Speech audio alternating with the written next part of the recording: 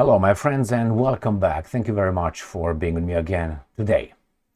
Massive Russian drone and missile attack on Ukraine. More than 643 missiles and drones launched on the 27th to 28th of September 2025. That's the first one. All the missiles, the drones that were launched are here, the locations where the Russians launched them, and the targets hit or not, according to the Ukrainians and the Russians. That's the first topic. The second topic. The Polish embassy in Kyiv was struck by the Russians during this attack. Poland attacked by 92 Russian drones again. That's according to Zelenskyy. And Kupiansk is, I will show you how you use euphemisms. City of Kupiansk in Kharkiv Oblast closed to entry and left with no power, water or gas. Well, maybe the Russians learned from Israel how to wage a war. You remember? All right, so these are the topics for this video. That is, Kupiansk is encircled. Basically, that's what that last article and topic wants to say. Let's start with the first topic, which is the attack on Ukraine overnight, 27 to 28. And I'm going to report first from the Russian side and then from the Ukrainian side. So, Sputnik.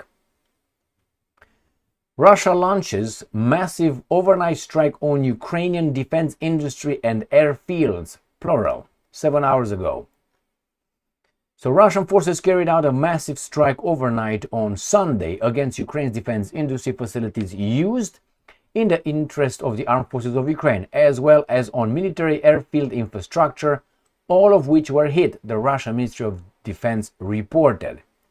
Last night, the armed forces of the Russian Federation launched a massive strike with long-range precision weapons from air and sea-based platform, as well as strike drones targeting Ukraine's defense industry facilities used in the interests of the Ukraine armed forces and military airfield infrastructure. The objectives, plural, of the strike were achieved and all designated targets were destroyed. Yeah, believe it if you want. All right, and the Ukrainians were not able to destroy any? No. Ukrainska Pravda, they're going to tell you how much they did. 28th of September 2025. Russia attacks Ukraine with 643 aerial assets.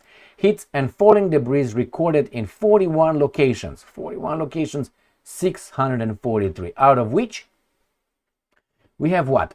593 UAVs, 2 jet-propelled UAVs at a Banderol type, 2 Kh-47 M2 Kinzhal air-launched ballistic missiles, 38 Kh-101 cruise missiles, and 8 caliber cruise missiles. The main target was Kyiv, according to the Ukrainians. According to the Air Force, 611 targets were shot down or jammed, nearly 566 UAVs, 2 Banderol UAVs, 35 Kh-101 missiles, and 8 caliber missiles. Nothing about the Kinzhals. But the Kinzhals, where is it? Kinzhal, hypersonic. All right, maybe they were not. The military reported that 5 missiles and 31 attack UAVs hit 16 locations and debris fell in 25 locations. So not much big deal, right? 611 out of what? 643. So you got over there what? 32 things. Next one. Maybe these guys tell us more. This comes from New Voice of Ukraine. Air Force. Ukraine repelled majority of 643 Russian drones and missiles. Continue. Okay, we continue. So we have to do this. 3 seconds, 1 second. So the Russians seem to give NATO and the European Union a hint that they're not about to die, and that could be your countries, your capitals, your military infrastructure. It's okay. The Europeans don't really give a damn.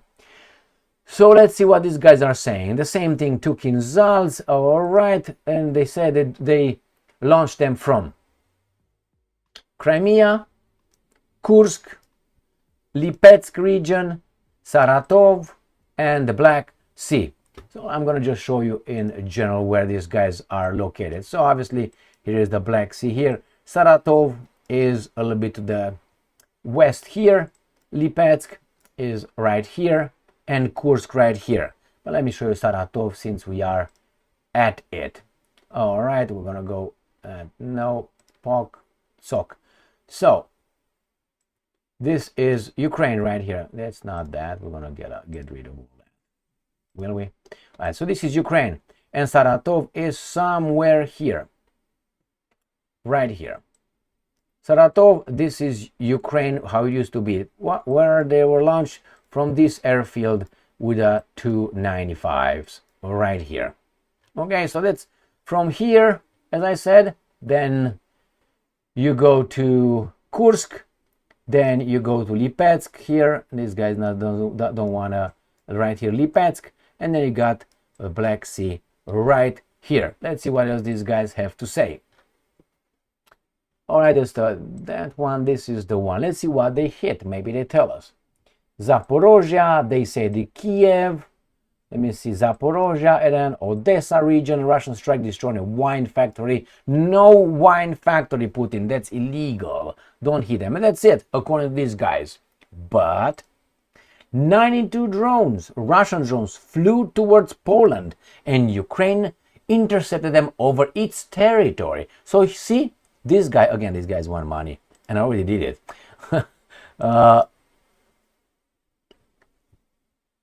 Zelenskyy defends Europe. That is the point of making it that way. We intercepted them, and look at Zelensky's face. Let United Nations drugged up. Look at those eyes. He's like 60 already. That guy is 60, well, it's 40 some, 42, 45, 40, something like that. Anyway, and this is the best picture this guy speak from New Voice of Ukraine. So the Russians again attacked Poland, but we downed them all. 92 drones were headed towards Poland. We shot them all down. 19 reached their airspace. All right, what the hell? What is this? This is September right here at 3:12. So that's a different one. This is a different one.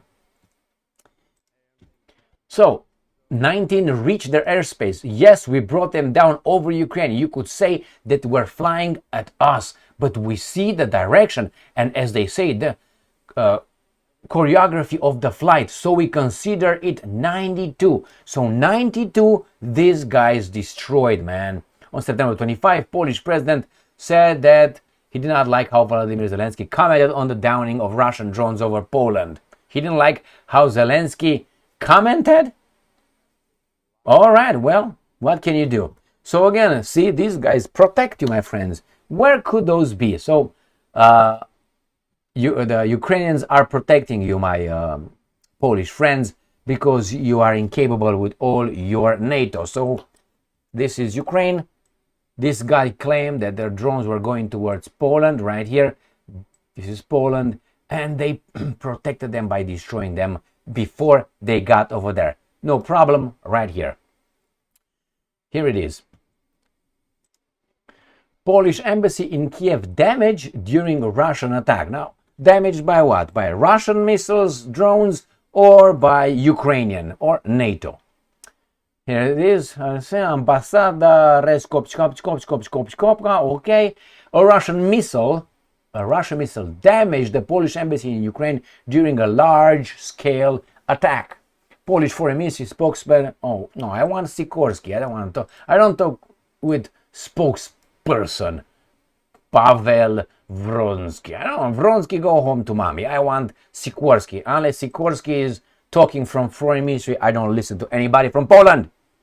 All right, this guy said that a missile element or a small caliber missile. What? Small caliber missile struck the roof of the consular section of the Polish embassy in Kiev and pierced the ceiling, ending up in the kitchen. No one injured. Thank God, as you would say in Poland. Sakaloka. That is, thank God in Polish. The spokesperson for the Polish Ministry of Foreign Affairs said early damage assessment has already been carried out and the damage is not significant. Oh my God. So the Russians provoke the Polish nation, and Poland is in NATO. Poland must respond with the United States of America. Alone, niet.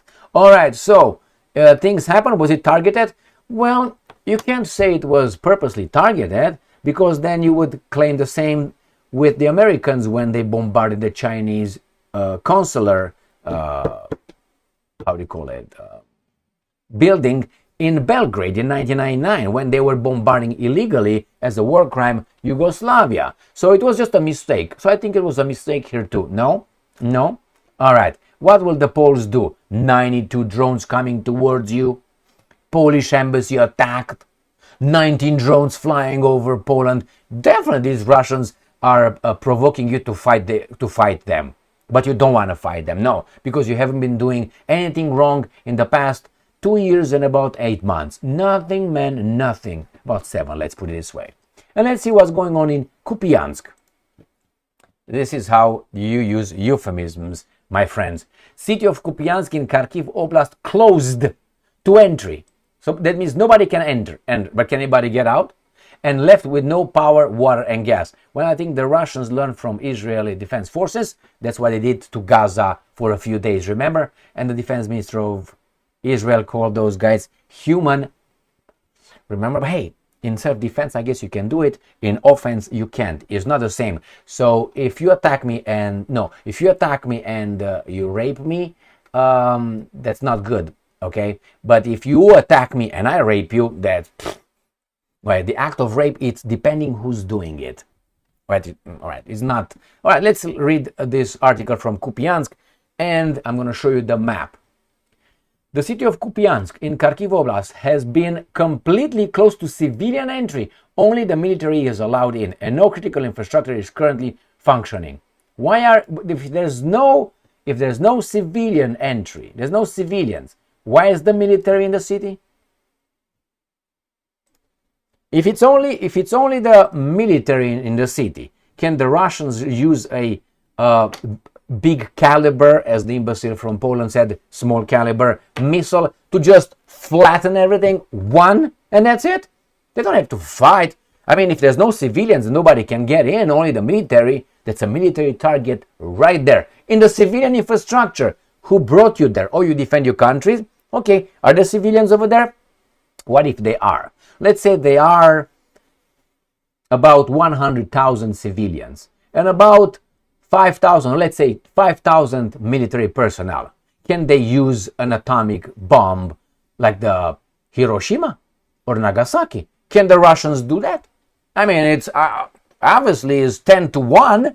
The same was even more in Nagasaki and Hiroshima, and is not considered a war crime. So can they do it?